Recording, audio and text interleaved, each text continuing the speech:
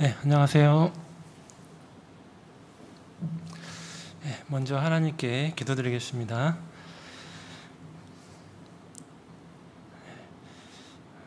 인간의 생사화복을 주장하시는 하나님 아버지, 이렇게 천하보다 귀한 하나님의 형상을 닮은 거룩한 하나님의 자녀들, 오늘 또 토요일 저녁에 세상과 구별되어 한자리에 모였습니다. 주님께서 우리를 죽기까지 사랑하심으로 십자가에서 우리 대신 모든 피를 다 쏟아주시고 다 이루어주시고 영원한 속죄를 이루어주심으로 우리가 남은 생에도 주님의 평강 가운데, 소망 가운데 천성에 들어갈 날을 기다리면서 또 주님을 만날 날을 기다리면서 나머지 인생의 때를 살게 해주신 것도 감사드립니다. 또한 우리와 함께 항상 지켜주시고 인도해 주시고 보호해 주심으로 우리는 연약하고 부족한 것이 많지만 주님의 역사를 이루는 일에 우리를 사용해 주신 것도 감사드립니다.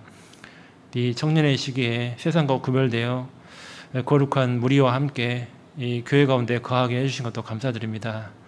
특별히 다음 주 한 주간 1교구 집회와 또 그 다음 주에 중고등부 집회가 계획이 되어 있습니다.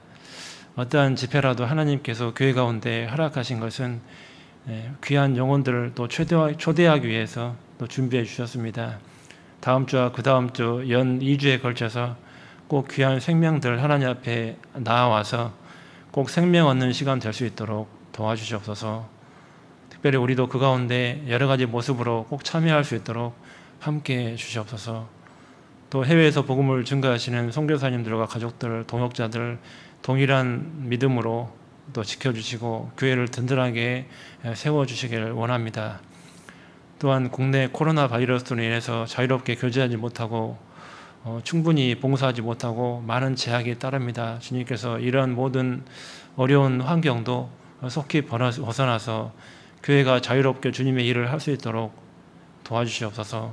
우리가 이러한 시기를 할지라도 믿음이 연약해지지 않고 뒤로 후퇴하지 않도록 더욱더 말씀을 사모하고 교제를 사모하는 마음이 식지 않도록 하나님께서 지켜주시기를 원합니다.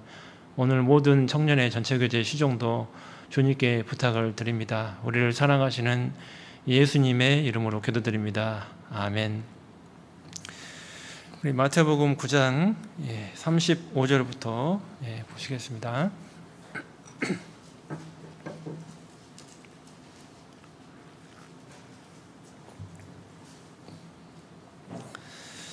마태복음 9장 35절부터 38절까지입니다.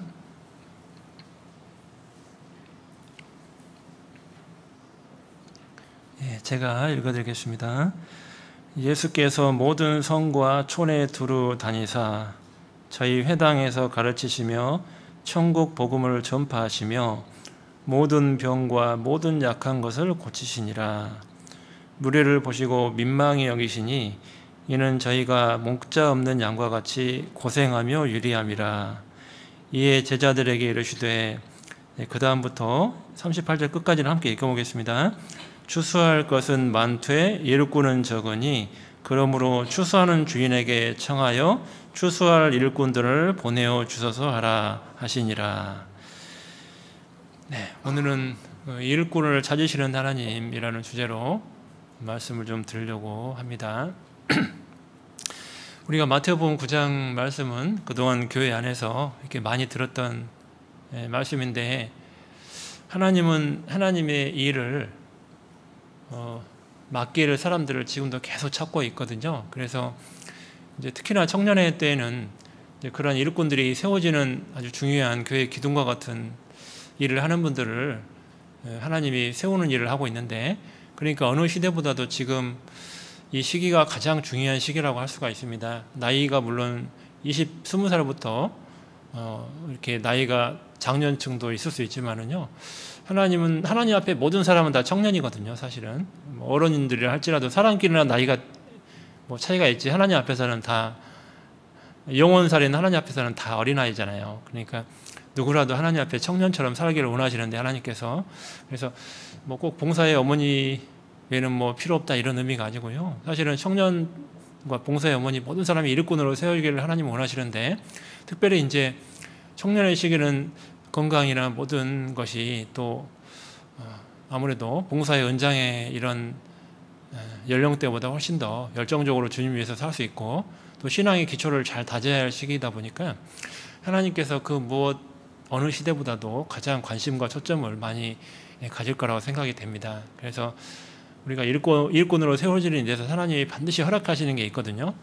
그게 뭐냐면은 일꾼은 그냥 세워지는 게 아니고 하나님이 꼭 고난을 받게 하십니다. 고난을 잘 받지 않으면 절대 일꾼으로 세워지지를 않습니다. 그래서 나의 한계를 통과하는 것도 경험을 참 많이 해봐야 되는 시기라고도 할 수 있는데, 내가 정말 잠을 얼마나 안 자보고 내가 성경 보고 신앙생활하고 공부하고 할 수 있을까, 이런 도전을 많이 받아볼 때가 있을 거예요. 특히 대학부 시절에는 이제 제가 같이 교제하던 형제님들, 지금 다 전도인도 하시고 이런 분들 많이 계신데, 이제 그분들도 보면은 서울교회 때 신앙생활 할 때 보면 이렇게 막 의대를 다니는데, 의대가 엄청난 되게 빡세잖아요. 그런데 이 인턴 과정은 거의 잠도 못 자거든요. 하루에 뭐 2-3시간 잘까 말까 막 그래요. 근데 이제 그렇게 하는데도 청년의 교제에 꼭 안 빠지고 오는 분들이 계세요. 그렇게 힘들게 2-3시간 자는데도 체력이 안 되고 막 그렇게 힘들고 어렵고, 또 그 사이에 또 공부도 해야 되고요. 의사고시도 준비해야 되고 정말 바쁘거든요. 공부해야 될 것도 정말 많고 외워야 될 것도 많고. 근데도 꼭 청년의 교제 안 빠지고 오는 분들이 계셨어요. 지금 그런 분들이 각 교회에 제가 설교하러 가보면 그분들이 봉사회장 하고 있거나 막 그래요. 그때 했던 분들 보니까. 그래서 그러니까 이게 그때 그 신앙이 정말 청년의 시기에 정말 사실 2-3시간 자면서 그렇게 한다는 것이 자기 한계를 막 극복하고 이런 건데요. 그렇게 졸리고 막 자고 싶고 하는데도 자기 한계를 극복하는 것도 고난이잖아요. 근데 그런 생애와 삶을 이렇게 살면서 주변에 참 믿음의 본이 되고, 참 그러면서도 전도도 열심히 하고요. 그 형제자매들 보면 그런 모습을 보니까 참 청년의 시기 하나님께서 우리 교회 안에 많은 신실한 분들을 그동안 많이 세우셨고 지금도 일하고 계시고, 지금 이 시간에도 사실은 우리 청년들이 여기 많이 와 계시지만은 우리 가운데서도 그런 신실한 일꾼들이 많이 세워지기를 하나님이 원할 거예요, 사실은. 그래서 일꾼은 필연 코스가 반드시 고난을 겪게 하거든요, 하나님께서. 근데 그 고난을 잘 통과하게 되면 많은 하나님의 그 은혜를 경험하게 됩니다. 많은 것을요. 근데 고난을 잘 통과하지 않으면 이게 신앙생활을 해도 힘이 없어요. 그러니까 고난을 많이 통과합니다. 그러니까 예수님은 이게 만왕의 왕인데 이 땅에 오셨을 때 많은 고초를 당하셨잖아요. 사람들 말씀 전할 때도 무시당하고 또 침뱉음도 받고 또 참남하다 이런 말도 많이 들었잖아요. 예수님 죽이려고도 많이 하고. 사실 예수님이 하나님인데 마땅히 할 수 있는 말을 하신 건데도 사람들은 예수님을 모르고 막 죽이려고 하고 결국 십자가에 이제 죽이는 일도 했잖아요. 그런데 그러한 모든 고통을 당하면서도 예수님은 어려운 사람들을 많이 만나셨잖아요. 병자들, 또 몸이 불편한 사람들, 또 마음에 애통이 있는 사람들. 이스라엘 땅에 다니시면서 여기 보니까 두루 다녔다고 했잖아요. 두루 다니면서 그런 사람들을 계속 만나주셨거든요. 그리고 사람들에게 비난을 받으면서도 세리와 죄인들의 집에 가서 식사도 하시고 교제도 하시고 비난을 받으면서도 그렇게 하시고. 그러니까 예수님은 이게 당대 그 서기관 바리새인 대제사장이나 또 헤롯 왕 같은 경우에는 이제 많은 사람들로부터 칭찬을 받고 명예를 얻고 또 권세를 누리고 살다 보니까 그런 사람들 주변에는 권력을 탐하기를 원하는 사람들, 뭔가 잘 되기를 원하는 사람들, 육신적으로 그 사람들을 이용해서 뭔가 이 세상에서 잘 풀리기를 원하는 사람들이 많이 따라다녔거든요. 그러니까 근데 예수님 곁에는 그런 사람들이 따라다니지 않고 병자들, 천한 사람들한테 따돌림 당하는 사람들, 이런 사람들이 예수님 주변에 많았잖아요. 헤롯 왕하고 너무 다르죠, 이 모습이. 헤롯 왕은 이 세상에 그 당시에 유대 땅의 왕이었고 예수님은 만왕의 왕인데 똑같은 왕이긴 한데 완전히 다르잖아요, 삶은. 헤롯 왕이 그렇게 더 낮춰야 되는데 사실은 만왕의 왕에게 낮추는 게 아니고. 근데 만왕의 왕이 도리어 그렇게 더 낮췄잖아요. 세상의 왕보다도. 참 그런 예수님이 이 일꾼을 세우시를 원하는 이 모습 속에 어떤 게 내포되어 있냐면 우리에게 예수님의 그 모습을 닮아가고 배우라는 의미가 들어있습니다. 자, 하나님의 일꾼이 되려면 예수님의 모습을 닮아가야 된다. 닮아야 된다. 그래야 예수님의 일을 할 수 있다. 예수님의 가는 그 십자가를 메고 가는 건 쉬운 게 아니죠. 많은 고난이 따르죠.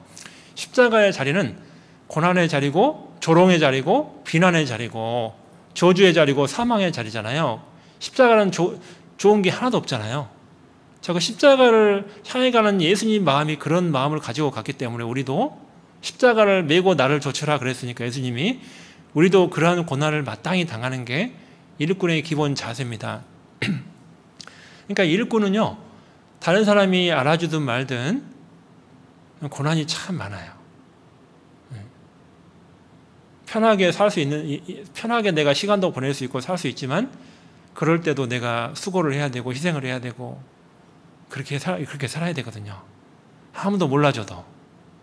그게 일꾼이거든요. 하나님의 일꾼. 하나님의 일꾼은 하나님을 바라보고 삽니다. 예수님이 성부 하나님한테 기도하고 성부님 하나님 뜻대로 살았잖아요. 항상 기도하셨잖아요. 그러니까 일꾼은 예수님을 바라보고 살아야 돼요. 의탁하고. 그게 일꾼의 모습입니다. 자기 힘으로 하는 건 일꾼이 아닙니다. 그건 자기를 위해서 하는 거잖아요. 그러니까 남의 집에 고용된 일꾼은 주인의 마음을 기쁘게 하기 위해서 하는 거니까 우리도 주님을 기쁘시게 해서 이 땅에 살고 있잖아요. 그러니까 마땅히 주님을 바라보고 주님께 맡기고 주님의 의탁하는 인생을 살아야 될 거예요. 근데 12제자는 그렇게 살지 못했죠. 구원받기 전에. 예수님이 유대인의 왕으로 오셨다고 하니까 어떻게 한 자리 할까? 저분이 보니까 이적도 베풀고 기적도 베푸는 거 보니까 예수님 따라다니면 한 자리 할 수 있겠다. 저분이 우리의 왕이 되주시면 저분 옆자리에 누가 갈까? 이런 데 관심이 많았잖아요. 제자들은. 사실 말도 안 되는 거죠. 그분들이 예수님이 누군지를 전혀 모르는 거죠. 왜 왔는지도 전혀 모르는 거죠. 그들이 아마 많은 생각을 했을 거예요. 예수님은 왜 맨날 세리만 죄인들을 만나러 다니고 왜 맨날 욕만 드시지? 욕만 먹을까? 명예와 권세를 좀 얻으시지? 분명히 속으로 그런 생각을 했을 겁니다. 제자들은. 왜냐하면 자기들이 명예 권세를 얻고 싶잖아요. 근데 예수님은 맨날 욕 먹는 자리에 가 있잖아요.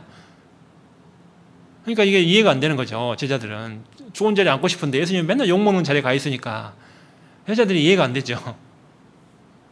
예수님의 일꾼이 아니기 때문에 아직은 제자들이 이해를 못할 수밖에 없어요. 우리는 구원받은 사람들이니까 예수님이 어떤 십자가로 가는 길이 어떤 길인지 알고 정확히 예수님 마음은 정확히 100% 알 수 없어도 우리는 구원받았기 때문에 미루어 짐작해서 어느 정도는 다 알고 있는 사람들이죠. 우리가 하나님의 마음을 100%다 알지 못하죠. 무한대에 있는 하나님의 마음을 우리가 다 알 수는 없지만 구원받았기 때문에 조금은 알죠. 십자가의 사랑을 깨달았기 때문에. 자, 그러한 사람들이니까. 근데 구약 성경의 대표적인 인물 중에 하나가 이제 다윗이잖아요. 근데 다윗도 예수님과 같은 모습의 생을 살았거든요. 자, 사무엘상 22장을 잠깐 볼게요. 여기 잡아 놓으시고.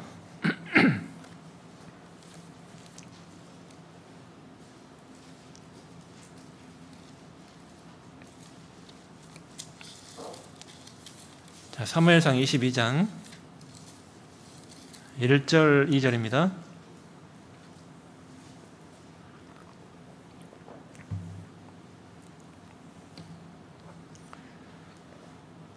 그러므로 다윗이 그곳을 떠나 아둘람 굴로 도망하매 그 형제와 아비의 온 집이 듣고는 그리로 내려가서 그에게 이르렀고 환난당한 모든 자와 빚진 자와 마음이 원통한 자가 다 그에게로 모였고 그는 그 장관이 되었는데 그와 함께한 자가 400명 가량이었더라. 자, 다윗이 사울 왕에게 죽을 뻔한 위기를 여러 번 맞이했는데 그때마다 하나님이 피할 길을 주셔서 피하게 됐는데요. 이제 아둘람 굴까지 들어가게 됐습니다. 그런데 어떻게 사람들이 알았는지 그 어려운 처지에 있는 다윗을 찾아왔어요. 400명이. 근데 그들의 모습을 봤더니 하나같이 명예를 얻으려고 찾아왔어요. 그들을 보니까 어떤 모습이죠? 비참한 사람들의 모습이죠. 잘 된 사람 한 명도 없잖아요. 지금 성경에. 그 사람들 보니까 환난 당한 자, 빚진 자, 마음이 원통한 자, 다 뭔가 억울한 게 있는 사람들, 힘든 게 있는 사람들, 고난 있는 사람들, 뭔가 삶이 잘 풀리지 않는 사람들, 뭔가 마음에 공고함이 있고 힘든 게 있고 고난이 있고 애통이 있고 눈물이 있고 그런 사람들이에요.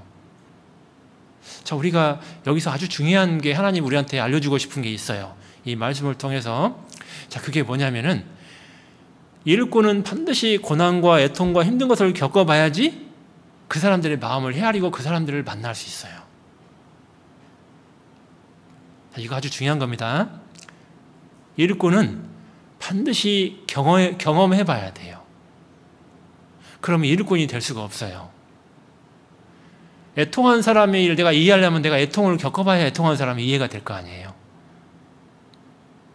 억울한 일을 당해봐야지 억울한 사람의 입장을 이해할 수 있잖아요. 명예와 권세가 없어봐야지 없는 사람들의 입장을 이해할 수 있잖아요. 그러니까 그건 고난의 길이죠. 가시밭길이죠. 십자가의 길이죠. 일꾼은 반드시 그런 길을 걸어가야만이 이 세상에 많은 이뤄진 영혼들, 애통을 겪고 있는 사람들을 만날 수가 있는 거예요. 그 사람들이 나를 찾는 거예요. 이 사람들이 다윗을 찾아왔잖아요. 아니, 다윗 따라다니면 죽을 수 있잖아요. 사울 왕한테. 같은 패이니까. 그렇죠? 아니, 사울 편에서만 인생 필 텐데 이들이 왜 다윗 편에 서냐고요. 도망다니는 다윗 편에. 아니, 사울 편에서 해야지. 이들이 왜 다윗 편에서 해요. 도망다니고 같이 다녔다가 같이 죽게요? 그잖아요. 이해가 안 되는 말이잖아요, 지금. 아니, 다윗이 무슨 좋은 환경에 해야지 뭘 다윗을 따르지. 아니, 다윗과 함께 있다가는 잘못하면 죽을 수 있잖아요. 사울 왕한테 같이. 근데 다윗을 찾아가는 거예요. 이 어려운 환경에 도망간 신세인 굴로 도망간 사람한테 거기를 찾아갔잖아요, 사람들이. 자, 그 이유가 뭐냐면 다윗이 이런 사람들에게 위로와 힘을 줄 수 있기 때문에, 다윗이 이런 사람들을 400명을 다 받아줄 수 있는 마음이 있기 때문에 찾아간 거잖아요. 자, 우리도 그런 사람이 돼야 됩니다. 일꾼은 어떤 사람이라도 나를 통해 유익을 얻을 수 있고, 나를 통해 힘을 얻을 수 있고, 나를 통해 위로를 받을 수 있고, 나를 통해 영생을 얻을 수 있어야 돼요. 주변 사람들이. 그게 일꾼이에요.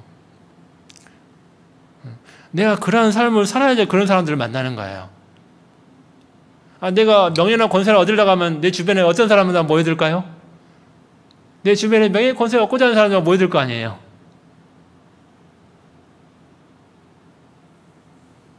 내가 애통을 알고 어려움을 알고 고난을 알고 이래야 나한테 그런 사람들이 몰려들 거 아니에요. 근데 맨날 편하게만 살려고 하고 좋은 환경에서만 살려고 하고 고난 겪기 싫어하고 회사에서 뭐 출세하는 것만 좋아하고 좋은 직장에 취업하는 것만 좋아하고 승진하는 것만 좋아하고, 만약에 그런 것만 좋아하면 나한테 누가 몰려들겠냐고요. 이 세상에 하나님은 눈물 흘리는 자, 애통하는 자를 만나주는데 그런 사람들이 나한테 안 오잖아요. 예수님이 만난 사람들 전부 다 뭔가 장애를 겪고 있는 사람, 힘든 사람, 어려운 사람, 비난받는 사람, 다 이런 사람들 예수님이 만나줬잖아요. 그런 사람들 주변에 예수님이 몰려들었잖아요. 근데 우리는 정말 명예를 얻으려고 세상에서 잘 되고 좋은 것만 꿈꾸고 산다면은 나한테 몰려드는 사람들이 어떤 사람들이겠냐 그 말이죠. 그렇잖아요. 하나님이 이걸 알려주는 거예요. 성경을 통해서. 우리가 어떠한 인생을 직장 다닐 때, 학교 다닐 때 어떠한 인생을 살아야 될지를 하나님이 우리에게 다윗의 모습을 통해 본으로 알려주는 거예요. 우리도 일꾼이 되려면 이러한 인생을 살아야 된다. 고난받기를 즐거워야 된다. 예수님처럼. 예수님이 시편 40편 내가 고난받기를 즐기오니 그랬잖아요. 즐기오니. 뭐가 좋은 거라고 즐기오니. 잖아요. 다윗이 뭐가 좋다고 즐기오니. 고난받는 게 뭐가 좋다고 즐기오니 그렇게 말했을까요? 왜요? 그 가운데 그런 사람들을 만나기 때문에 그래요. 즐거운 일이 아닌데 왜 즐거워? 그런 사람들을 만나기 때문에. 그 가운데서. 그러니까 여러분, 이게 일꾼에게 필요한 코스가 반드시 고난받는 겁니다. 이게. 그래서 일꾼 되기 원하는 사람들은 다 고난을 즐기는 사람들이에요. 좋은 일은 아닌데 이게 고난을 받기를 기꺼이 그걸 감당해요. 고난을. 사실은 여기 대학생들 많이 계시지만 대학생들 정말 교재가 많잖아요. 신입생 수련회도 있고 뭐 전대수도 있지 뭐 사무엘 학교도 있지 뭐 엄청 교재 많잖아요. 교재도 많은데 막 공부도 해야 되고 과제도 있고 레포트도 몇 개씩 있고 막 엄청 바쁘죠. 팀플도 해야 되면 막 혼자만 시간 내면 안 되고 또 같이 내야 되니까 3-4명이 시간도 맞춰야 되고 쉬운 게 아니고 많은 힘든 게 있죠. 그러다 보면 많은 갈등이 있어요. 오늘 토요일 날 저녁에 팀플 해야 되는데 토요일에 가야 돼 말아야 돼. 나 때문에 프로젝트가 안 되면 어떡하냐. 내일까지 과제 제출해야 되는데 2개 해야 되는데 오늘 토요일에 가면 날 세야 되는데 안 가면 날 안 세도 되는데 어떻게 해야 되지? 중간고사가 내일인데 공부가 좀 미진한 것 같은데 다른 친구들 다 학점 좋게 받으려고 도서관 가서 막 밤새도록 공부하는데 나는 교재 가야 되고 이거 시간상 뒤질 것 같은데 안 될 것 같은데 어떡하지? 그런 고민 많이 하죠. 직장인들도 마찬가지예요. 오늘 저녁에 전도 집회 있는데 야근해야 될 것 같은데 느낌상 6시 땡하고 가면 분명히 비난받을 텐데 안 좋은 소리 들을 텐데 이거 가야 돼 말아야 돼. 야근 좀 더 해야 돼. 그냥 가야 돼. 고민되죠 이게. 그런 고민이 많습니다. 살다 보면. 오늘 회식한다는데 술 먹는 자리일 텐데 가야 돼 말아야 돼. 안 가면 비난받을 텐데 한 팀인데 너는 뭐하냐 소리 들을 텐데 한 배를 탔으면 같이 가야지 그런 소리 들을 텐데 이걸 가야 될까? 교회를 수요 말씀을 가야 될까? 이거 어떻게 될까? 이런 고민 많이 하죠.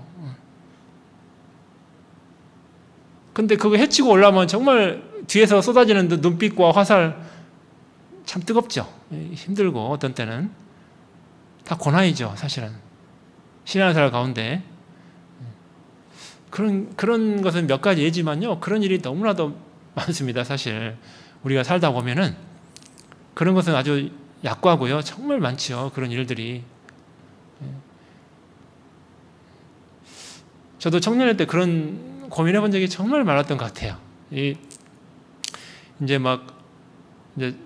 작은 교회에서 봉사하다 보면 봉사를 몇 개씩 하잖아요. 여기 형제님들도 우리 300명, 우리가 7-80명 되니까 이제 지금 몇 개씩 봉사 대부분 안 하시지만 처음 50명 되고 이럴 때는 봉사 3개, 4개씩 하는 건 기본이잖아요. 교사, 청년회, 임원, 또 무슨 방송실도 하고, 뭣도 하고, 봉사 기본 3-4개씩은 다 하거든요. 처음 교회 50명 되고 이렇게 할 때는. 정신없죠. 3-4개 하려면 겹치면서도 정신없이 뛰어다니고 엄청 바빠요. 저도 엄청 바쁘더라고요. 처음에 하는데.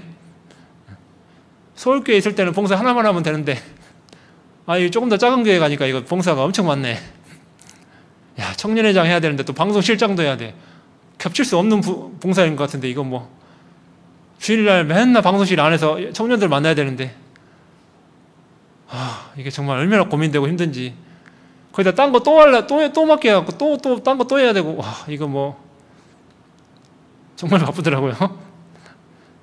정말 월요일부터 일요일까지 집에 일찍 들어가 본 적이 한 번도 없는 것 같아요. 진짜 한 5년 동안인가? 아무튼 거의 새벽 1-2시에 들어갔던 것 같아요. 집에 한 번도 일찍 못 들어가. 얘들 목욕 한 번도 시켜준 적이 없어요. 솔직히 참 얘들한테 미안하지만 한 번도 목욕 시켜준 적도 없고 목욕 시켜줄 시간이 있어야 목욕 시켜주지.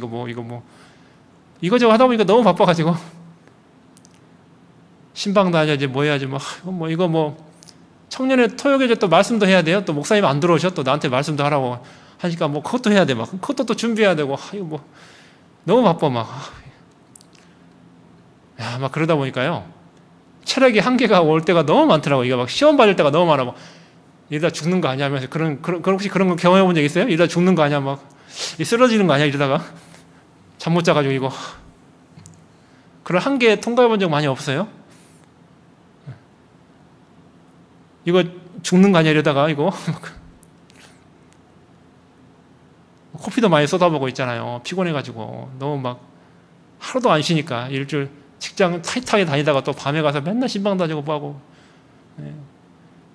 청년일 때 그렇게 살아보니까 그때밖에 그렇게 못 살더라고요. 지금은 그런 체력도 안 되고 그렇게 살기도 쉽지 않고요. 근데 정말 근데 그게 참 값진 경험할 수 없는 재산이었던 것 같아요. 그때 청년의 시기가 너무 귀한 가치가 있는 시간이었던 것 같아요. 왜냐하면 일부러 경험할 수 없는 걸 하나님이 경험해 주신 걸 참 감사하게 생각하는, 정말 고난이 뭔지를 조금 아는 것 같아요. 예수님을 아는 거 조금 배웠던 것 같아요. 조금. 아, 고난이 이런 거구나. 조금. 고난이라는 게 정말 이게 우리가 뭐 한다고 하는 거 있잖아요.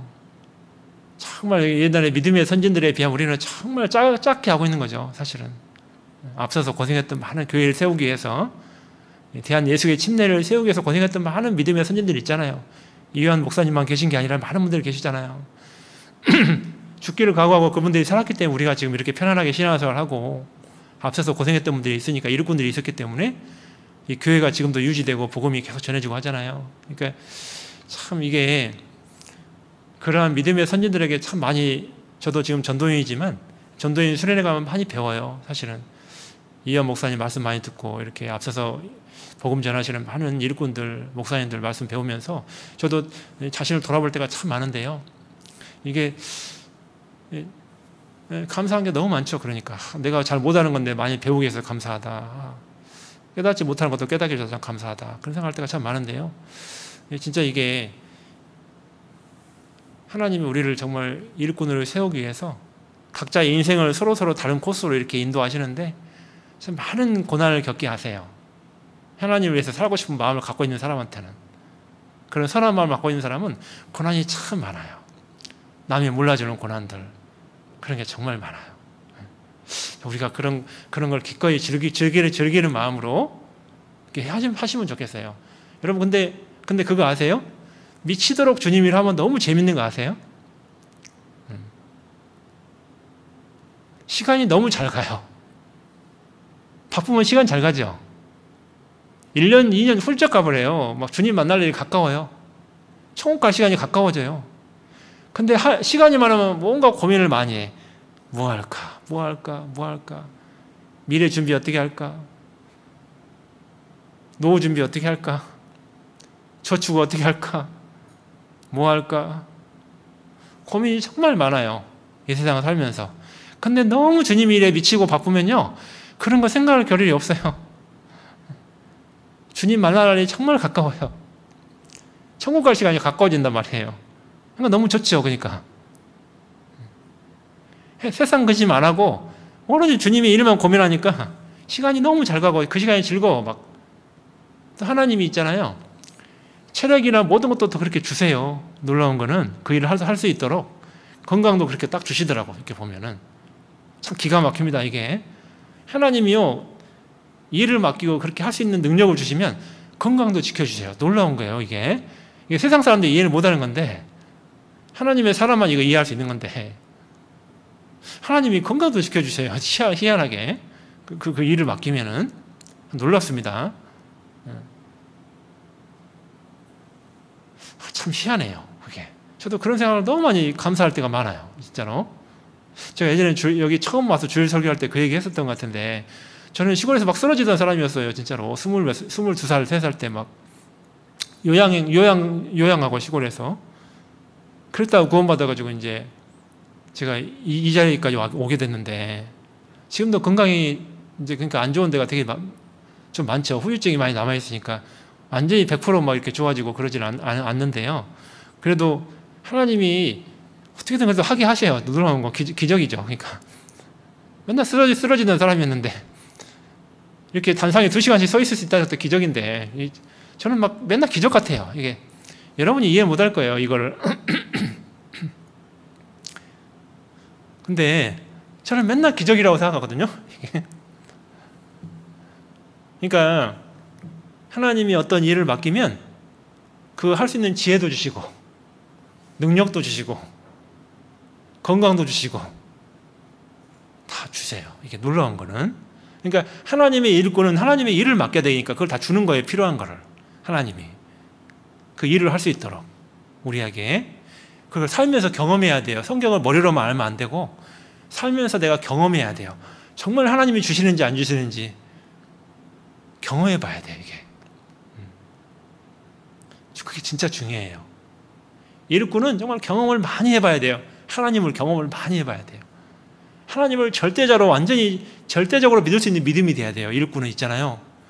의심하는 게 아니라 절대적으로 하나님 신뢰하는 믿음이 있잖아요. 어떠한 상황에서도 하나님이 도와주신다. 반드시 일으켜 주신다. 이 믿음이 있잖아요. 이 경험을 많이 해보셔야 돼요. 살면서. 그럼 사탄이 그 사람 못 무너뜨려요. 절대로 못 무너뜨려요. 그리고 그 사람 통해 하나님이 많은 일을 하세요. 교회 안에서도 그렇고 밖에서도 그렇고. 밖에서는 많은 사람을 옳은 대로 인도하는 일도 하고요. 안에서는 많은 주변에 우리 형제자매들 중에서 위로가 필요한 분들이 많잖아요. 마음의 애통을 겪고 있는 분들 많이 계시잖아요. 마음에 고통 있는 분들도 많이 계시잖아요. 그분들에게 다윗처럼 이렇게 위로자가 될 수가 있는 거죠. 그러니까 정말 일꾼은 다윗처럼 이렇게 힘든 사람들, 다윗을 찾아온 사람들에게 위로와 힘을 줄 수 있는 그런 사람이 될 수 있는 거예요. 자, 우리도 그런 다윗처럼 예수님처럼 그런 사람들이 돼야 될 거예요. 머리로만 일꾼은 이렇다 이렇게 막 체계적으로 아는 것만 중요한 게 아니라 실제로 일꾼답게 사는 게 정말 중요한 거죠. 이게 그게 중요한 거죠. 아니 어느 집에 종이 있는데요. 밭에 가서 일은 종으로 분명히 종인데 하나도 수확하는 것도 없고 하나도 집안일 하는 것도 없어. 일꾼이 맨날 감나라 판나라만 해. 그러면 그게 일꾼이 아니잖아요. 일꾼은 실제로 밭에 가서 일을 해서 소출을 해야 되고 곡식을 수확해야 되고 뭐 남는 게 있어야 되는데 뭔가 일꾼이면 일꾼인데 뭐가 없어 아무것도. 그러면 이 비정상적이잖아요. 일꾼이. 그렇잖아요. 나를 통해서 누가 위로를 받고 힘을 얻고 이뤄진 사람이 하나님께 돌아오고 막 이런 일들이 자꾸 뭔가 열매가 있어야 되는데 일꾼인데 아무것도 없다. 좀 이상하죠. 그거는. 뭐 일을 했는데 뭔가 소출이 안 나온다. 뭐 이상하잖아요. 밭에서 하루 종일 일했는데 사계절 내내 일했는데 뭔가 가을에 가을거지가 없다. 그럼 이상하잖아요. 비정상이잖아요. 그러니까 일꾼은 수확해야 돼요. 수확. 자꾸 이렇게. 수확을 해야 주인이 기쁘잖아요. 농사 짓는 농부는 열매를 바라보고 봄에 씨를 뿌립니다. 눈물로. 가을에 가을거지 할 거 생각하면서 뿌리는 거예요. 봄에. 그리고 여름에도 그 떼약 볕에서 피도 뽑아주고 농약도 치고 고생하는 거예요. 가을에 그 가을거지 때문에 그거 바라보고 소망 가운데 그렇게 하는 거예요. 일꾼이 하나님의 마음을 가지고 그런 마음을 가져야 돼요. 나를 통해서 뭔가 열매가 맺혀지고 누가 위로를 받고 누가 힘을 얻고 이런 일들이 계속 있어야 돼요. 일꾼은. 머리로만 일꾼이고 실제로는 그런 게 하나도 없고 그러면 일꾼이 아니죠. 명목만 일꾼이지 실제로는 일꾼이 아닌 거죠. 그러니까 우리가 그런 모습이 좀 되면 좋겠다 싶습니다. 유다서 1장을 잠깐 볼게요.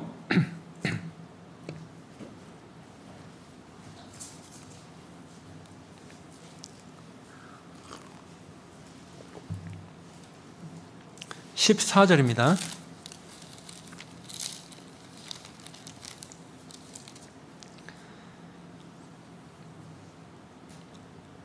아담의 7세 손 에녹이 사람들에게 대하여도 예언하여 이르되 보라 주께서 그 수만의 거룩한 자와 함께 임하셨나니 이는 뭇 사람을 심판하사 모든 경건치 않은 자의 경건치 않게 행한 모든 경건치 않은 일과 또 경건치 않은 죄인의 주께 거스려 한 모든 강팍한 말을 인하여 저희를 정죄하려 하심이라 하였느니라.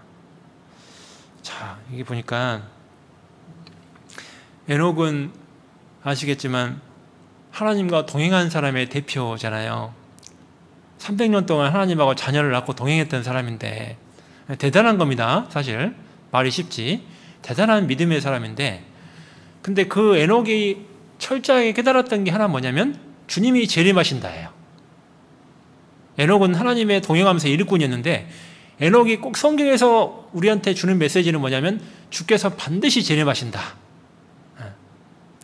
여러분 그 모든 사람들이 가인의 후손의 삶을 살 때 그 당시에 문명의 혜택을 좋아하고 문화를 발전시키기를 좋아하고 즐기기를 좋아하고 그런 시대에 가인의 후손들이 판치던 시대에 에녹은 구별돼 가지고 하나님하고 동행했거든요.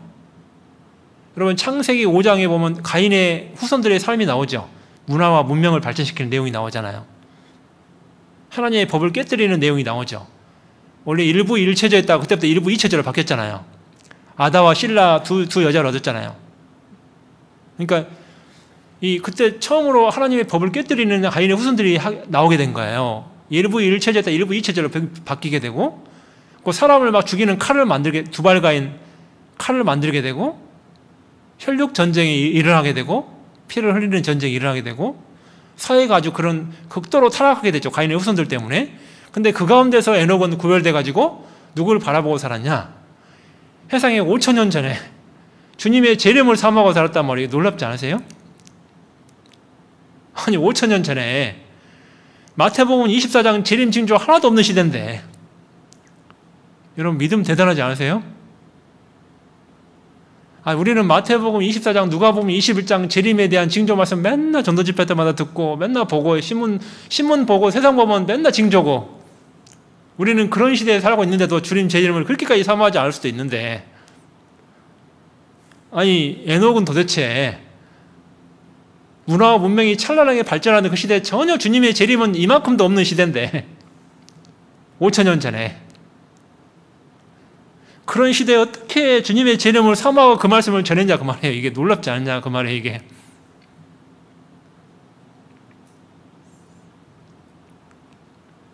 그럼 우리는요 징조가 하나도 없는 시대도 이렇게까지 에녹은 살았으면 징조가 너무나도 많은 우리 시대에 사는 우리는 주님의 재림에 대해서 어떻게 생각해야 될 거냐 그 말이죠. 이게 재림이 가까이 다가오는 걸 실감하고 간절히 사모하고 그걸 대비하는 사람이 진짜 일꾼이죠. 이 시대에 진짜 일꾼이죠. 그 사람이 주님을 맞이할 준비하는 게 신랑을 맞이할 준비하는 게 그게 일꾼이잖아요. 일꾼 신부감을 준비하는 신랑을 맞이하기 위해서 예수님 재림하시면 신부를 데리러 오시잖아요. 교회를 데리러 오시잖아요. 그럼 이 시대의 일꾼들이 뭐 해야 될 거냐 그 말이죠. 고린도후서 11장 잠깐 볼게요.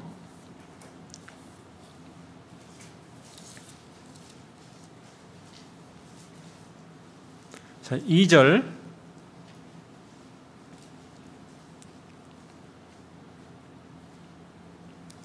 자, 2절 같이 한번 읽어보겠습니다. 내가 하나님의 열심으로 너희를 위하여 열심 내노니 내가 너희를 정결한 처녀로 한 남편인 그리스도께 드리려고 중매함이로다. 주님이 신부를 찾으러 재림하러 오시는데 그럼 우리는 뭐 해야 되냐면 중매쟁이가 돼야 되죠. 바울처럼 신부감을 신랑이 오니까 재림하러 오시니까 데리러 오시니까 바울처럼 하나님의 열심으로 너희를 위하여 열심 낸다고 했잖아요. 진짜 일꾼의 모습이죠. 열심 내는 일꾼의 모습이죠. 진짜 진정한 일꾼이죠. 바울은 그 일을 위해서 열심 내잖아요. 신부를 준비해주기 위해서 중매하기 위해서 열심 내는 그 일꾼, 하나님의 일꾼, 재림을 정말 사모하는 일꾼. 신랑이 신부를 데리러 오니까 준비해주는 게 일꾼이 할 일이잖아요. 자, 올 한 해 청년회가 나아갈 방향이 일꾼에 세워지는 게 하나님의 아주 중요한 목적인데 그걸 위해서 일꾼이 되려면 일꾼처럼 살아야 되는 훈련을 받아야 되는데 그러려면 하나님의 재림을 에녹처럼요 5,000년 전에도 이렇게 사모했던 에녹도 있는데 우리는 훨씬 가까운데 이제 내일 오실지 모르는 시대에 살고 있는데 우리는 훨씬 더 에녹보다 더 잘 살아야 될 거 아니에요. 그죠? 에녹이 그 정도면 우리는 진짜 몇 배로 더 잘 살아야 되잖아요. 그러니까 우리는 진짜 이 바울 2000년 전 바울보다 우리는 더 잘 살아야 될 거예요. 바울도 2000년 전에도 재림 사모했는데 우리는 2000년 뒤에 살고 있는데 이렇게 열심히 냈는데 그렇잖아요. 우리는 더 살아야 되지 않겠어요? 바울보다 더 사실은. 정말 이게 하나님이 이런 마음을 가지고 있을 거라고 생각이 됩니다. 모든 사람에 대해서. 자, 출애굽기 33장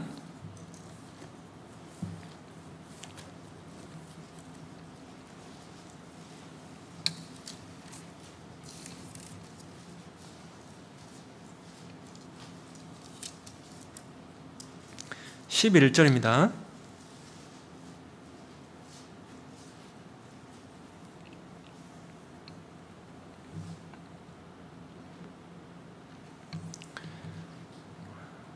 사람이 그 친구와 이야기함 같이 여호와께서는 모세와 대면하여 말씀하시며 모세는 진으로 돌아오나 그 수종자 눈의 아들 청년 여호수아는 회막을 떠나지 아니하니라. 자, 여호수아가 왜 회막을 떠나지 않은지 아세요? 이 말씀도 많이 들으셨을 거예요. 청년의 말씀 때. 여호수아는 청년이었는데 당시에 왜 회막을 떠나지 않았을까? 모세는 떠났는데, 진으로 갔는데, 여호수아의 어떤 마음이 있냐면요, 여호수아는 모세의 종으로 있었잖아요. 종. 그러니까 여호수아는 모세를 통해 하나님을 많이 봤어요. 모세가 어떻게 하나님을 섬기는지, 어떻게 하나님의 종으로 사는지, 어떻게 하나님께 쓰임받고 있는지 그걸 맨날 눈여겨봤어요. 따라다니면서, 종으로 따라다니면서 있잖아요. 그러니까 하나님하고 가까이 지내면 어떤 일이 생기는지 잘 알고 있었어요. 이 여호수아는 모세와 하나님 관계를 통해서 많이 배웠어요. 그러니까 하나님이 당시에 임재하는 회막이 하나님이 임재하는 곳이잖아요. 당시에 이스라엘 백성과 진 가운데. 그러니까 어떻게든 악착같이 하나님 곁에 붙어 있으려고 하나 더 배우려고 했잖아요. 안 떠나는 거예요. 여호수아는 진으로 안 돌아가요. 청년 여호수아가 더 배우고 싶어갖고 이 순수한 마음이 청년의 마음. 청년 여호수아가 이 순수한 마음이에요. 하나님 가까이에 붙었을 때 하나 더 배우려고, 하나님께 더 배우려고, 뭐라도 하나 깨달으려고. 모세가 하나님 섬기는 걸 옆에서 잘 지켜보니까 모세가 하나님 앞에 맨날 기도하고 백성을 위해서 기도하고 모세가 하나님을 정말 잘 섬기거든요. 자기도 어떻게든 하나 더 배우려고요. 이 진을 안 떠나는 거예요. 여러분, 이 주님을 사랑하는 사람은 교제를 더 많이 있으려고 할까요? 빨리 집에 가려고 할까요? 물어보는 많아죠. 제가 그때는 이렇게 봉사 예전에 교제하는데 어떤 형제님이 딱 시계 보고 있다가 땡 하면 바로 가버리더라고. 집에 이렇게 뭐 이북에 자자면 막 그 얘기 나오기도 전에 막 기도하면 바로 땡 하고 바로 가버려. 막 야, 뭐 이거 뭐 형제님 부르면 벌써 저만큼 가 있어. 막 문 밖에 신발 신고 있어. 막 야, 집에 뭐 맛있는 거 있는지 모르겠지만 아무튼 뭐 거제만 땡 끝나면 바로 막 야, 뭐 형제님들 막 이북에제 이제 하려고 막 밤에 구역모임 끝나면 막 앉아서 막 이북에제 또 뭐 과자 꺼내놓고 또 먹고 또 막 교제하고 이북에제 하고 막 이러려고 뭔가 좀 막 하려 준비하다 벌써 가 있어. 저기 야, 여러분, 그러면 신앙 배울 수 있을까? 못 배울까요? 못 배우죠, 신앙을. 주님을 사랑하는 사람은 교회도 사랑해요. 그러니까 뭐라도 하나 좀 더 배우고 싶고 뭐라도 좀 알고 싶고 좀 더 막 남아있고 혹시 형제자매들 교제 가운데 뭐라도 좀 깨달을까봐 좀 더 배울까봐 더 좀 있으려고 하고 막 이런 마음이 있거든요. 이게 일꾼은. 근데 그래 땡 하면 바로 가버리고 막 이게 그러면 이 마음이 있잖아요. 마음이 하나님 곁에 있지 않는 거예요. 여호수아처럼. 여호수아는 회막을 안 떠나잖아요. 하나 더 배우려고 했잖아요. 어떻게든 하나님 가까이 있으려고 어떻게든. 청년의 때 이런 마음이 있어야 되거든요. 악착 같은 주님 가까이 붙어 있으려고 막 어떻게든 하나 배우려고 모임 있으면 악착하게 쫓아가서 뭐 하나 배우려고 막 그런 마음 있잖아요. 이게 절대 하나님께서 안 떠나려고 막 어떻게든 막 가까이 붙어 있으려고 그런 마음이 있어야 돼요. 일꾼은. 그래야 뭐 가까이서 뭘 하나 더 얻어먹을 거 아니야. 하나님한테 이렇게 가까이 있어야지. 잘 먹으면 일꾼 되잖아요. 힘이 세지니까. 그런 마음이 있어야 돼요. 청년의 때. 부서에서 신방 가면 서로 막 가주려고 하고 있잖아요. 근데 뭐 나 오늘 사장 있다 뭐 하다 막 서로 막 안 가려고 그래. 그럼 있잖아요. 부서가 힘이 없죠. 부장님이 오늘 어느 집에 신방 갈 건데 혹시 같이 갈 분 있어요? 근데 아무도 대답 안 해. 막 그런 거 있잖아요. 부장님 힘이 빠져가지고 얼마나 힘들겠어요. 근데 뭐 어느 부서를 막 서로 가려고 그래. 막 저도 갈게요. 저도 갈게요. 막 5인 이상이니까 오지 마세요. 막 이런 부서, 그죠? 제발 오지 마요. 오늘 좀 제발 오지 마. 막 이런 부서 있잖아요. 너무 보기 좋잖아요. 서로 막 따라가려고 막 자기 일처럼. 나도 같이 갈게요. 막 부장님이 막 힘들어. 막 오늘 형제님 모집하세요. 순번장에 줄 서 막 이렇게 그런 부서 있죠. 부장님들 대답 안 하시네요. 아무튼 그런 마음 있잖아요. 어떻게든 하나님 가까이, 교회 가까이 그런 마음이 있어야 돼요. 일꾼은. 그러니까 여호수아가요, 그 가나안 전쟁, 그 강대한 족속들 다 이기잖아요. 싸워가지고. 그 신앙이 그냥 괜히 생긴 게 아니에요. 요런 바탕이 있기 때문에 이게 전쟁에서 그 용맹함이 나오고 믿음으로 전쟁에 승리하고 이렇게 된 거예요. 여호수아가. 이런 바탕이 있었기 때문에, 이런 하나님 가까이 항상 붙어 있으려고 하고 하나님께 얻어먹으려고 하고 항상 이런 마음이 있잖아요. 이런 마음이 있으니까 언제라도 우리 청년일 때 이런 마음이 항상 있어야 돼요. 진짜 일꾼이 되려면 내가 어느 모임이라도 꼭 이렇게 구역 모임, 내가 대학생인데 구역 모임 굳이 대학생인데 한번 빠져도 되지 않을까? 이런 게 아니고요. 내가 대학생이라 할지라도 구역 모임, 구역원이라면 반드시 가야지. 오늘 뭐 어떤 말씀 해주실까? 어떤 형제자매의 간증이 나한테 유익이 될까? 어른들의 어떤 간증이 나한테 힘이 될까? 같이 막 참석하고 있잖아요. 뭐 대학부 교재만 잘하면 되는 게 아니란 말이에요. 청년의 교재만 잘 가면 되는 게 아니라 그 말이에요. 구역 모임도 청년들 막 같이 참석하고 뭘 하나 좀 이렇게 하나님께 얻어먹으려고 막 같이 거기 가가지고 앉아있고, 그럼 하나님이 채워줘요. 여기다가 뭔가 채워줘. 신령한 것들 여기다 마음속에 이렇게 확 가득 채워줘요. 집에 올 때 기쁘죠. 그러니까 채워주시는 게 많이 있으니까 여기 안에 분명히 있습니다. 그런 마음으로 참석하는 사람은요. 청년의 교제도 그런 마음으로 참석해야 돼요. 토요 교제 한 번 정도 빠져도 괜찮겠지. 그런 게 아니라 내 개인 사정도 좀 뒤로 미룬다든지 앞뒤로 조정해가지고 어떻게든 그저 가야지. 하나님이 나한테 어떤 얘기 오늘 들려주실지, 어떤 간증을 듣게 하실지 모르는데, 내 인생을 바꿀 수 있는 어떤 내용이 나올 수도 있는데, 근데 꼭 가야지. 이런 마음이 있어야 돼요. 그런 사람은 정말 잘 먹으니까 튼튼한 일꾼으로 세워줄 수 있어요. 그렇게 1년 꼭 사시면 좋겠어요. 진짜 어떻게든 청년의 교제도 안 빠지고, 구역 모임도 안 빠지고, 수요 말씀도 안 빠지고, 내가 시간 딴 때 줄여서라도 공부도 하고, 이렇게 하더라도 내가 절대 교제는 빠지지 말아야겠다. 하나님 곁에 있어야겠다. 성도들 모이는 가운데 하나님이 계신다고 했으니까 내가 절대 빠지면 안 되겠다. 이런 마음 있잖아요. 그럼 일꾼으로 잘 세워줄 수 있는 기반을 다지는 거예요. 그게. 일단 일꾼은 잘 먹는 것부터 먼저 해야 돼요. 훈련을 잘 먹어야 돼요. 참 중요해요. 열왕기하 2장을 보겠습니다.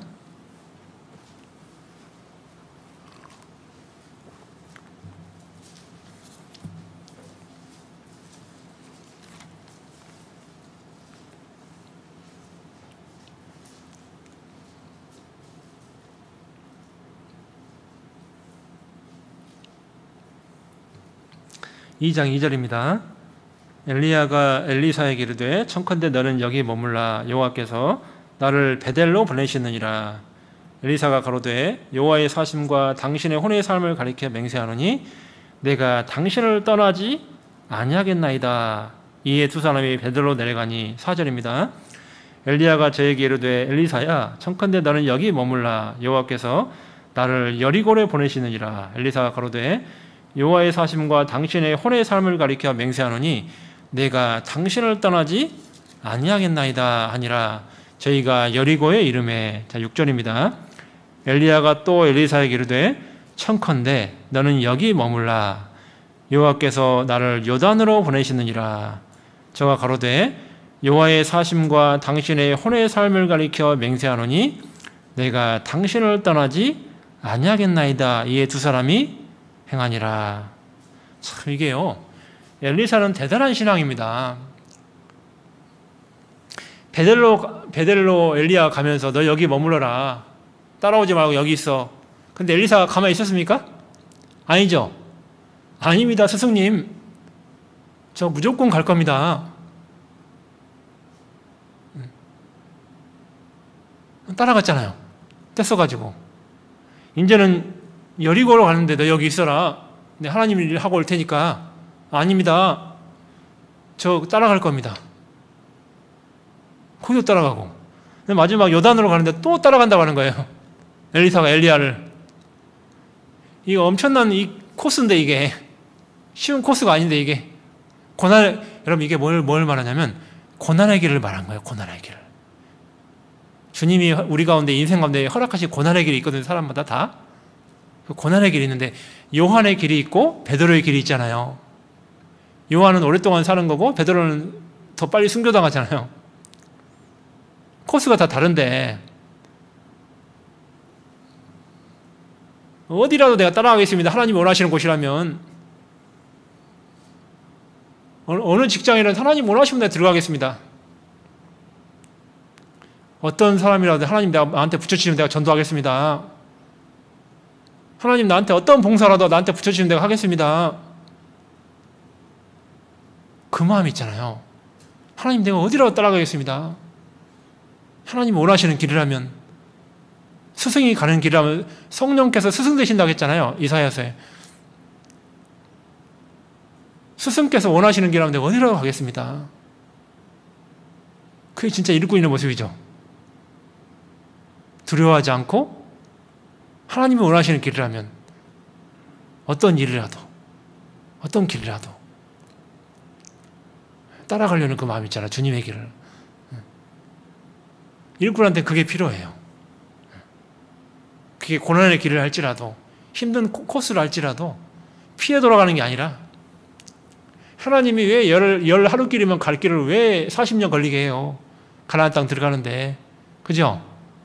열 하루길이면 들어가는데 왜 하필 하나님이 40년 동안이나 걷게 하냐고 인생을. 자, 출애굽기 13장 봐보세요.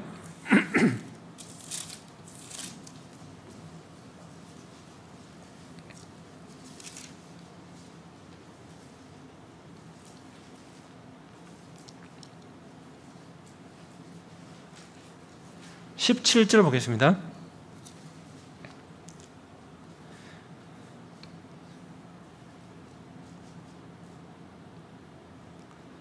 바로가 백성을 보낸 후에 블레셋 사람의 땅의 길은 가까울지라도 하나님이 그들을 그 길로 인도하지 아니하셨으니 이는 하나님이 말씀하시기를 이 백성이 전쟁을 보면 뉘우쳐 애굽으로 돌아갈까 하셨습니다. 이유를 아시겠죠? 왜 그랬는지. 여러분요, 광야 40년의 고난을 통과하려면 가나안 땅 나라에서 전쟁을 못해 힘이 없어가지고. 아십니까? 이 고난을 안 겪으면 그리스도인이요 신앙의 힘이 약해가지고 전쟁을 못해요. 사탄과의 전쟁에 승리를 못한단 말이에요. 일꾼으로 하나님께 쓰임받지 못한단 말이에요. 이게. 조금만 고난 오면 아이고 힘들어 죽겠다. 조금만 힘든 일 오면 아이고 나는 왜 이렇게 힘들어. 그리스도인이 힘이 없어가지고 있잖아요. 조금만 고난 하나 오면요, 파도 하나 오면요, 힘들어가지고 아이고 나 힘들어 죽겠네 마음에 맨날 그러고요. 그러면 하나님이 진짜 힘든 일을 맡기면 못해요. 감당을 못하니까. 그러면 예레미야 12장 잘 아시죠?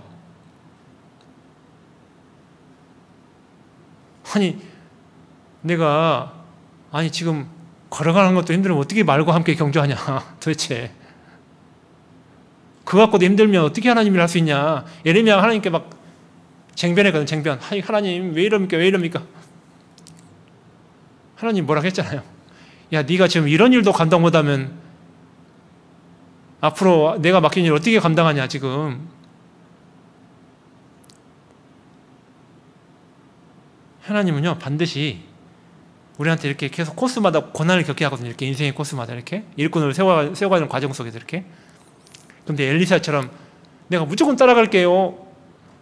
거기 그냥 머물러 가서 그냥 주저앉아 있는 게 아니고요. 나 고난의 길을 내가 따라갈게요. 그런 마음이 필요해요. 주저앉아 있는 게 아니고요. 어렵다고, 힘들다고, 과정이 좀 어렵다고. 정한 인생은 메뚜기는 뛰어넘는 거잖아요. 뒷다리가 있는 게 정한 짐승이잖아요. 레위기 11장에 뛰어넘는 거, 고난을 뛰어넘는 하나님이 원하시는 길이죠. 그게 그걸 주저앉아 있는 게 아니고 하나님이 원하신다면. 자, 열왕기하 4장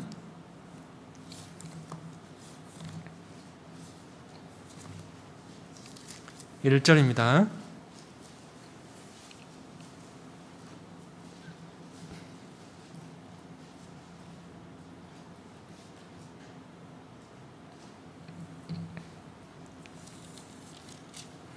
선지자의 생도의 아내 중에 한 여인이 엘리사에게 부르짖어 가로되 당신의 종 나의 남편이 이미 죽었는데 당신의 종이 여호와를 경외한 줄은 당신이 아시는 바니이다.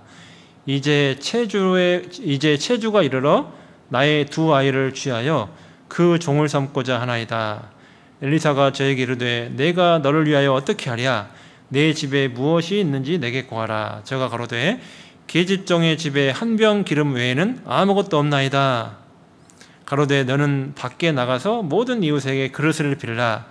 빈 그릇을 빌되 조금 빌지 말고 너는 내 두 아들과 함께 들어가서 문을 닫고 그 모든 그릇에 기름을 부어서 차는 대로 옮겨 놓으라. 자, 여기 보니까 선지자의 생도의 아내가 있는데 남편이 선지자의 생도인데요, 갑자기 어떤 이유는 모르겠지만 죽었어요. 그러니까요, 선지자의 생도의 훈련을 받다 보니까 뭐 이렇게 일을 안 하다 보니까 빚으로 살았어요. 이 아내가 자녀를 키우면서. 어떤 처지인지 알겠죠? 이게 뭐 직장을 갖고 있는 게 아니다 보니까, 훈련 생도다 보니까 빚으로 살았다고요, 생계를. 빚이 많이 졌던 거예요. 근데 하나님이 남편을 데려가 버리셨네요. 보통 이 정도면요, 하나님 원망할 수도 있는 사람도 많을 거예요. 그런데 여인은 원망한다면 어렵죠? 원망 안 했죠? 엘리사를 찾아왔어요. 저기 선지자요, 내가 이러이런 내 자녀를 체주가 두 아이를 데려가 보려고 합니다. 채권업자가 빚 못 갚는다고 빚 대신 자녀를 데려가 보려고 합니다. 어떻게 합니까? 지금 이거 자녀를 빼앗기게 생겼습니다. 지금 어떻게 됩니까? 그러니까 엘리사가 두 그릇을 있는 대로 빌려와라, 마을에 다니면서 그랬잖아요. 여러분, 만약에 우리를 한번 생각해 볼게요. 우리 입장에서 만약에 내가 이런 환경에 있다면, 무슨 말도 안 돼, 뭔 그릇을 빌려, 뭘 1억 천금이라도 줘야지 뭔 그릇을 빌려 그래, 지금 빈 그릇을. 참, 뭔 얘기하고 있는 거야 지금. 내 형편이 지금 죽겠는데 지금 당장 먹을 거 빨리 주든지 뭐 해야지. 선지자의 생도라서 그 선지자 밑에서 훈련받다고 지금 고난받는데 지금 뭐 하는 거지? 지금 선지자가 뭐 하는 거야? 나한테 지금 뭐라도 하나 채워줘야지. 빚을 갚아준다든지 뭐 말을 해야지. 무슨 빚은 갚아준다 말을 안 하고 자녀들 지금 빼앗기게 생겼는데 뭔 그릇을 빌려 그래. 이럴 수 있잖아요.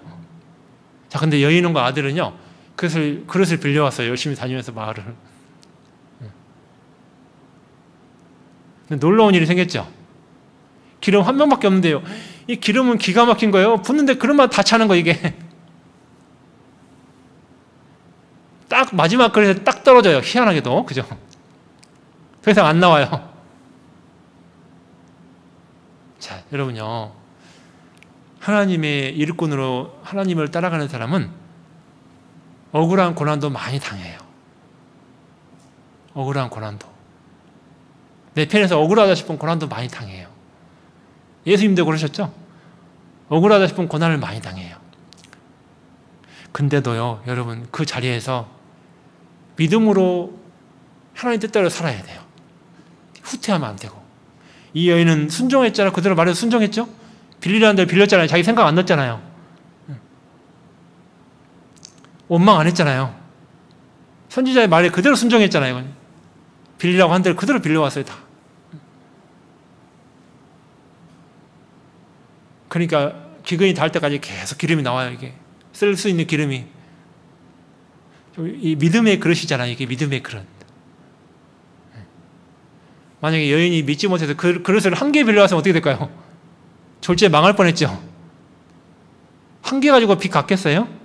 두 아이는 영락없이 종으로 팔려가죠. 맞죠? 빚을 다 갖고도 남았단 말이에요. 기름이. 여인이 철석같이 믿었기 때문에 많이 빌려왔거든.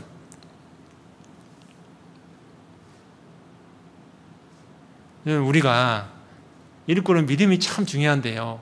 우리가 하나님을 더 확실하게 믿고 살 때 하나님은 훨씬 더 많은 걸 부어준다 이거예요. 고난 가운데서도 유익을 많이 줘요. 근데 내가 정말 마음이 좁으면 유익을 많이 누리질 못해요. 하나님 앞에. 은혜를 경험을 많이 못해요. 어려운 가운데 위로와 힘을 잘 못 얻어요. 그러니까 더 주저앉게 되는 거예요. 하나님의 약속을 못 믿으니까 더 주저앉게 돼요.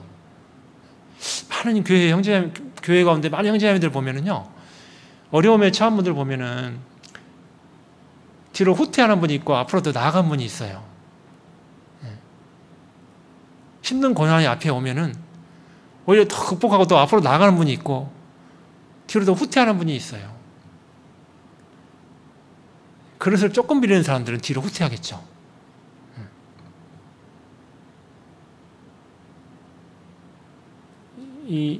우리가 이게 말씀 머리로만 가까이 하면 안 되고 확실히 말씀 믿고 말씀대로 살아야 돼요. 실제로 믿음이 클수록 더 많은 실천을 하잖아요.